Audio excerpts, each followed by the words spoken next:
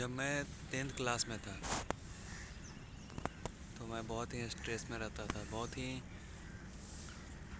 ही ज़्यादा स्ट्रेस लेता था। ये सोचता था कि लेकिन फिर हमेशा ही डिप्रेसिव रहता था। हमेशा ही कुछ ना कुछ कोई ना कोई बातों से हो जाता था कि मेरे लुक्स अच्छे नहीं है, मेरे बात करने का तरीका अच्छा नहीं है, मेरे ये करने का अच्छा नहीं है, ये तुम्हारा अच्छा नहीं है। लेकिन रियलिटी तो दिस कि कभी भी उस प्रॉब्लम को फिक्स करना नहीं चाहा। हमेशा यही सोच रहा था कि ये अच्छा नहीं है, वो अच्छा नहीं है, ये तुम्हारे में बुरा है, तुम्हारी नाक टेढ़ी है, तो या फिर तुम्हारी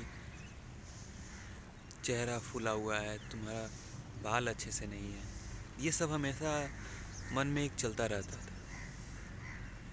उसको ये पता नहीं था कि ये सब कितनी नुकसान करती है, ये सब सोचना कितना नुकसान करता है। तो इस वीडियो में यही बात करेंगे कि अभी जो तुम जो सोच रहे हो, जिससे तुम्हें स्ट्रेस आ रहा है, जिससे डिप्रेशन आ रहा है, बहुत से लोगों का डिप्रेशन के भी शिकार होंगे, बिना बात के डिप्रेशन आ रहा होगा। तो उसी डिप्रेशन के बारे में आज बात करेंगे। तो बिना देर के वीडियो को स्टार्ट करते हैं। तो तुम्हें डिप्रेशन क्यों होता है? कभी सोचो कि तुम्हें डिप्रेशन क्यों होता है? देखो, पहली चीज़ है कि जब तुम किसी चीज़ को लेकर सोचते हो और वो काम होता नहीं तो आदमी को स्ट्रेस आ जाता है। सबसे पहले उसको बात कर लेते हैं उसके स्ट्रेस से होने वाले घाटे की, मतलब कि उससे नुकसान क्या होता है। देखो, जब तुम स्ट्रेस लेते हो तो तुम्हारा जो खून में एक कॉर्टिजोल, तुम्हारे जो खून में जो तुम्हारे शरीर में कॉर्टिजोल नाम का एक हार्मोन होता है, जो कि तुम्हारे ब्लड वेसल में एक थक्का बनाने का काम करता है। मतलब तुम्हारा ब्लड चल रहा है तो उसमें एक जाम करने का काम करता है, जिससे ब्लड को जाने में रोकता है, ब्लड सेल्स को जाने में रोकता है। तो उससे क्या हो सकता है, तुम्हारे हार्ट हेल्थ में दिक्कत हो सकती है, तुम्हारे हार्ट अटैक के चांस बढ़ सकते हैं। जो भी लोग स्ट्रेस लेते हैं उनकी हार्ट अटैक की चांस बढ़ सकती है।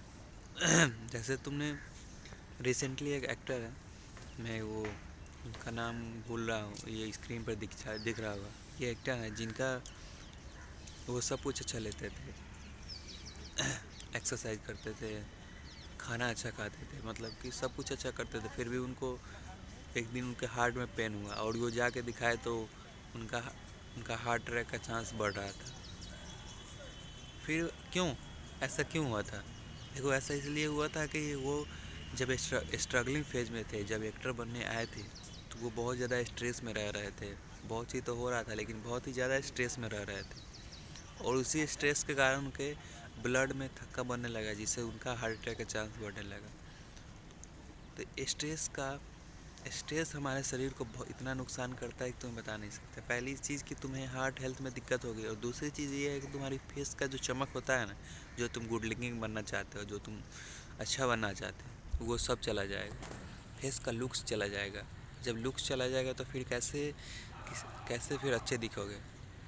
स्ट्रेस से तुम्हारा क्या होता है कि तुम्हें तुम्हें एंटी हार्मोनल इम्बैलेंस हो लेगा। तीसरी चीज़ ये है कि तो हार्मोनल इम्बैलेंस होगा, जिससे तुम्हारी दाढ़ी मूंछ पहले आ जाती है, बहुत पहले आ जाती है। जैसे मैं ये अपनी बात बताऊं कि तो 10th क्लास में मैंने बहुत ज़्यादा स्ट्रेस लिया था।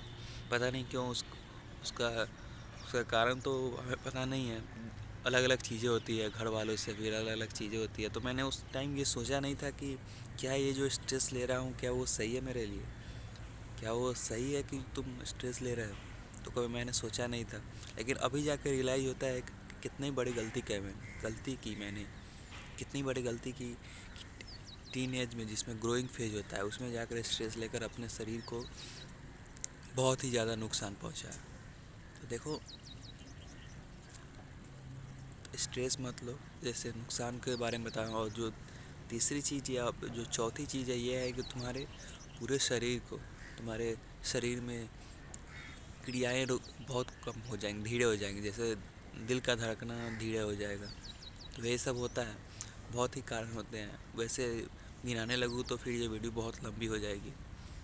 अब स्ट्रेस से होने वाले कारण तो समझ गए।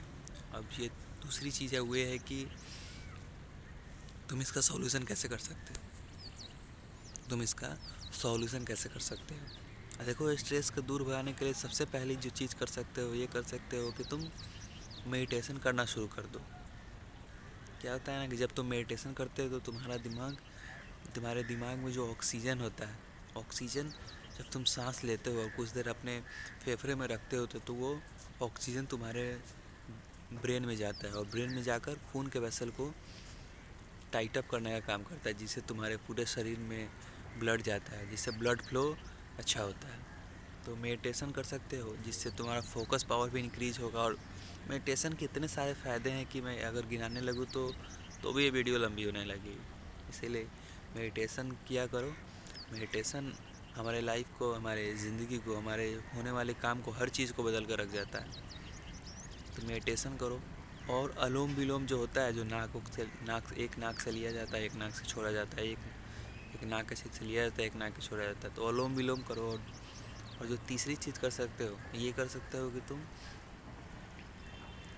तुम एक दिन बाद नहाओ। तुम लोग में से कई ऐसे लोग होंगे जो कि दो दो दिन, पाँच पाँच दिन, 10 10 दिन के बाद नहाते हैं। रोज़ नहाया करो।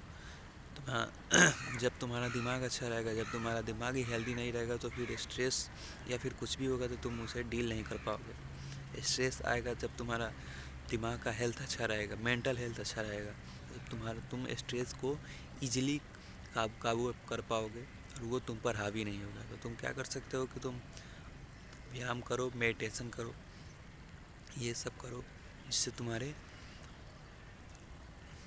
तुम्हारे स्ट्रेस से बहुत ही फ़ायदे मिल सकती है। ट्रस्ट मी, मैंने ये सब करके देखा है और जो रिज़ल्ट हुआ है वो काफ़ी शॉकिंग हुआ है।